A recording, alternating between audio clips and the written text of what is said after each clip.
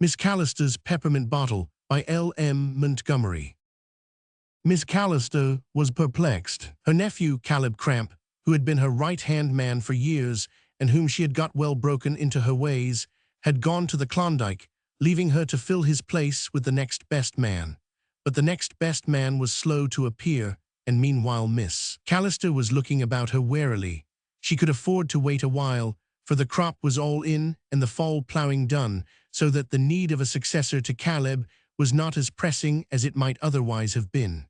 There was no lack of applicants, such as they were. Miss Calista was known to be a kind and generous mistress, although she had her ways, and insisted calmly and immovably upon wholehearted compliance with them.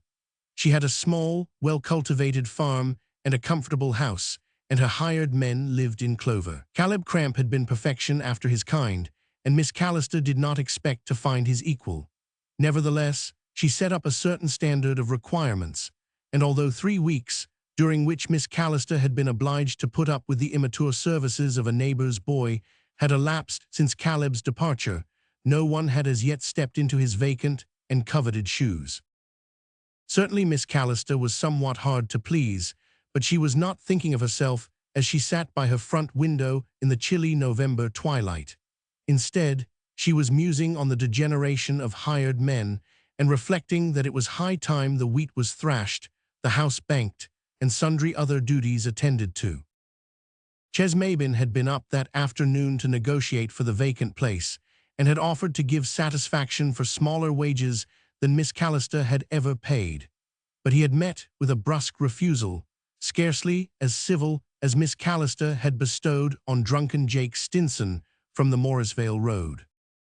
Not that Miss Calista had any particular prejudice against Ches Mabin or knew anything positively to his discredit.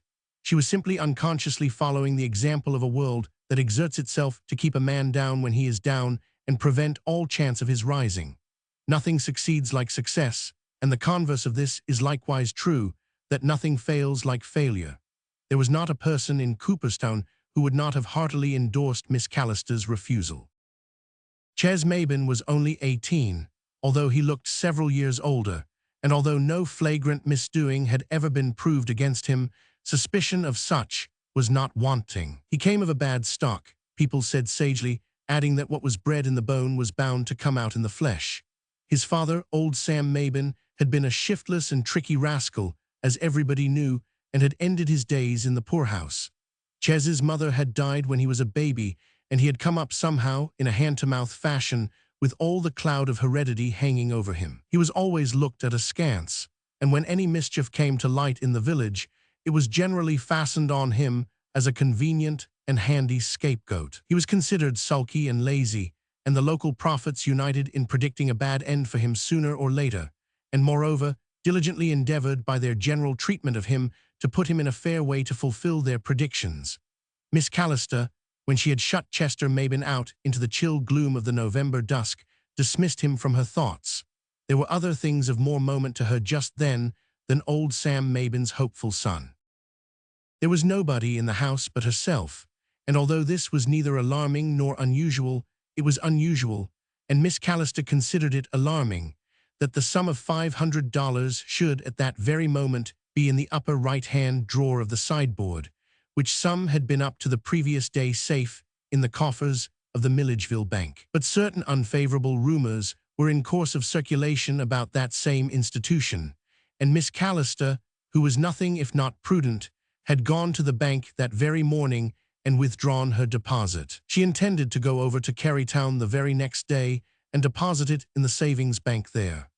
Not another day would she keep it in the house, and indeed, it worried her to think she must keep it even for the night, as she had told Mrs. Galloway that afternoon during a neighborly backyard chat.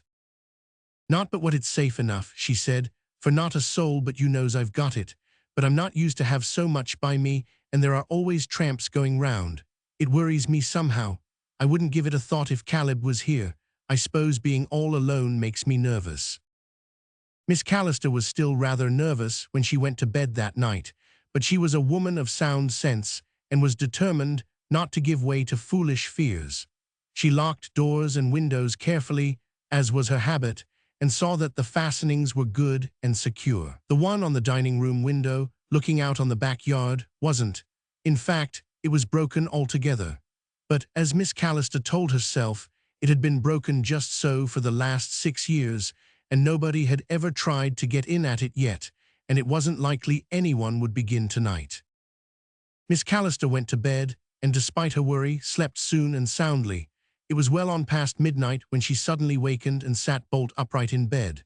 She was not accustomed to waken in the night, and she had the impression of having been awakened by some noise.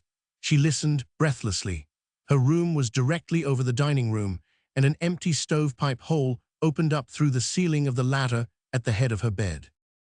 There was no mistake about it. Something or some person was moving about stealthily in the room below. It wasn't the cat. Miss Calista had shut him in the woodshed before she went to bed, and he couldn't possibly get out. It must certainly be a beggar or tramp of some description. Miss Calista might be given over to nervousness in regard to imaginary thieves, but in the presence of real danger, she was cool and self-reliant. As noiselessly and swiftly as any burglar himself, Miss Calista slipped out of bed and into her clothes. Then she tiptoed out into the hall. The late moonlight, streaming in through the hall windows, was quite enough illumination for her purpose, and she got downstairs and was fairly in the open doorway of the dining room before a sound betrayed her presence. Standing at the sideboard, hastily ransacking the neat contents of an open drawer, stood a man's figure, dimly visible in the moonlight gloom. As Miss Calista's grim form appeared in the doorway, the midnight marauder turned with a start, and then, with an inarticulate cry, sprang, not at the courageous lady, but at the open window behind him. Miss Calista, realizing with a flash of comprehension that he was escaping her, had a woman-like impulse to get a blow in anyhow. She grasped and hurled at her unceremonious caller the first thing that came to hand, a bottle of peppermint essence that was standing on the sideboard. The missile hit the escaping thief squarely on the shoulder as he sprang out of the window, and the fragments of glass came clattering down on the sill. The next moment Miss Calista found herself alone, standing by the sideboard in a half-dazed fashion, for the whole thing had passed with such lightning-like rapidity that it almost seemed as if it were the dissolving end of a bad dream. But the open drawer and the window, where the bits of glass were glistening in the moonlight, were no dream.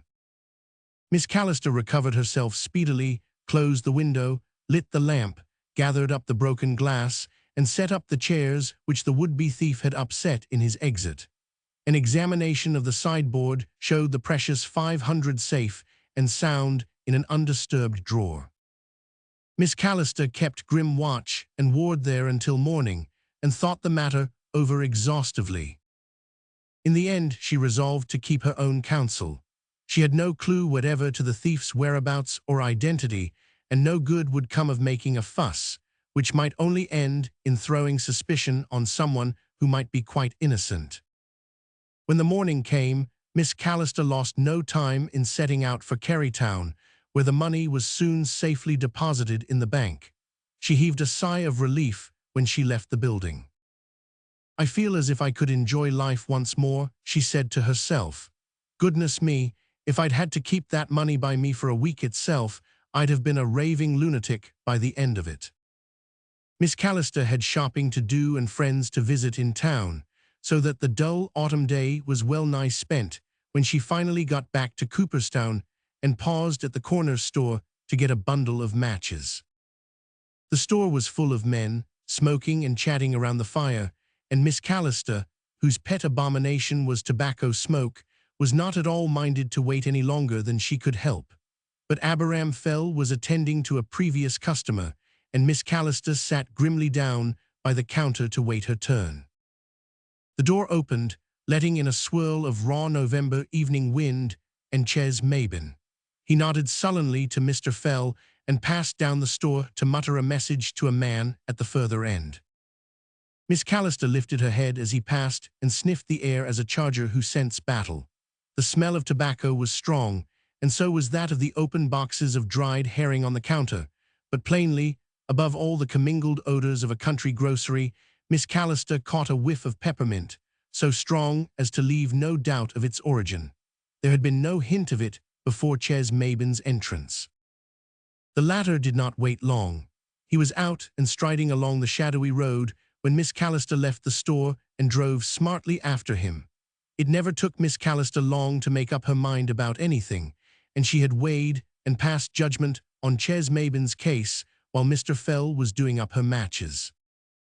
The lad glanced up furtively as she checked her fat grey pony beside him.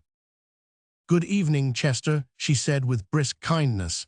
"I can give you a lift if you are going my way. Jump in, quick, Dapple is a little restless." A wave of crimson, duskily perceptible under his sunburned skin, surged over Ches Mabin's face. It almost seemed as if he were going to blurt out a blunt refusal. But Miss Calista's face was so guileless and her tone so friendly that he thought better of it and sprang in beside her, and Dapple broke into an impatient trot down the long hill lined with its bare, wind-driven maples. After a few minutes' silence, Miss Calista turned to her moody companion. "Chester," she said, as tranquilly as if about to ask him the most ordinary question in the world, "why did you climb into my house last night and try to steal my money?" Ches Mabin started convulsively, as if he meant to spring from the buggy at once, but Miss Calista's hand was on his arm in a grasp none the less firm because of its gentleness, and there was a warning gleam in her grey eyes. "It won't mend matters trying to get clear of me, Chester. I know it was you and I want an answer, a truthful one, mind you, to my question. I am your friend, and I am not going to harm you if you tell me the truth." Her clear and incisive gaze met and held irresistibly the boy's wavering one. The sullen obstinacy of his face relaxed.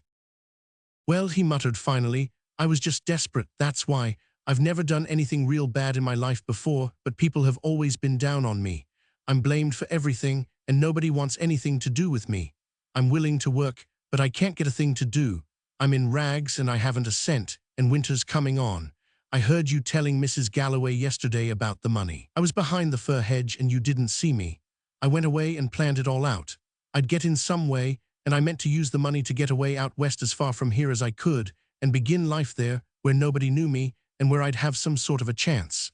I've never had any here. You can put me in jail now if you like. They'll feed and clothe me there anyhow, and I'll be on a level with the rest." The boy had blurted it all out sullenly and half-chokingly. A world of rebellion and protest against the fate that had always dragged him down was couched in his voice. Miss Calista drew Dapple to a standstill before her gate. "I'm not going to send you to jail, Chester. I believe you've told me the truth. Yesterday you wanted me to give you Caleb's place, and I refused. Well, I offer it to you now. If you'll come, I'll hire you and give you as good wages as I gave him." Ches Mabin looked incredulous. "Miss Calista, you can't mean it." "I do mean it, every word. You say you have never had a chance. Well, I am going to give you one, a chance to get on the right road and make a man of yourself. Nobody shall ever know about last night's doings from me, and I'll make it my business to forget them if you deserve it. What do you say?" Ches lifted his head and looked her squarely in the face. "I'll come," he said huskily. "It ain't no use to try and thank you, Miss Calista, but I'll live my thanks." And he did. The good people of Cooperstown held up their hands in horror when they heard that Miss Calista had hired Ches Mabin and prophesied that the deluded woman would live to repent her rash step. But not all prophecies come true. Miss Calista smiled serenely and kept on her own misguided way. And Ches Mabin proved so efficient and steady that the arrangement was continued, and in due time people outlived their old suspicions and came to regard him as a thoroughly smart and trustworthy young man. "Miss Calista has made a man of Ches Mabin," said the oracles. "He ought to be very grateful to her." And he was, but only he and Miss Calista and the peppermint bottle ever knew the precise extent of his gratitude, and they never told.